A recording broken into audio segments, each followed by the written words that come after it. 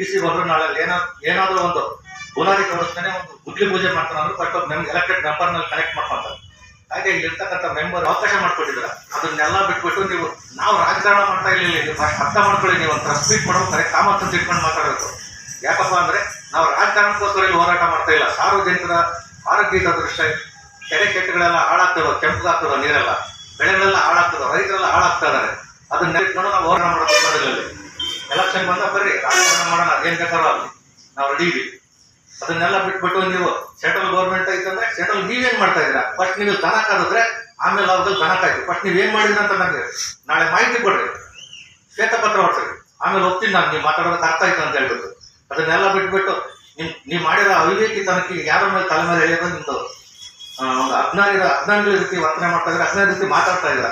ಇದನ್ನೆಲ್ಲ ಬಿಟ್ಟು ಫಸ್ಟ್ ಇಲ್ಲಿ ಸಾರ್ವಜನಿಕ ಹಿತದೃಷ್ಟಿಯನ್ನು ಕರೆ. ನೀವು ಅಧಿಕಾರದಲ್ಲಿ ಇದ್ದೀರಾ, ಅಧಿಕಾರ ಇಲ್ಲ ಅಂದ್ರೆ ನಾನು ನಿಮ್ಮನ್ನ.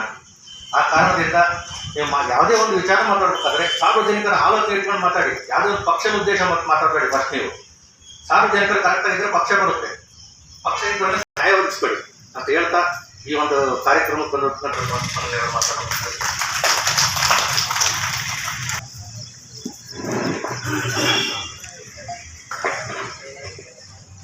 ಪತ್ರಿಕಾಗೋಷ್ಠಿಗೆ ಆಗಮಿಸಿದ್ದ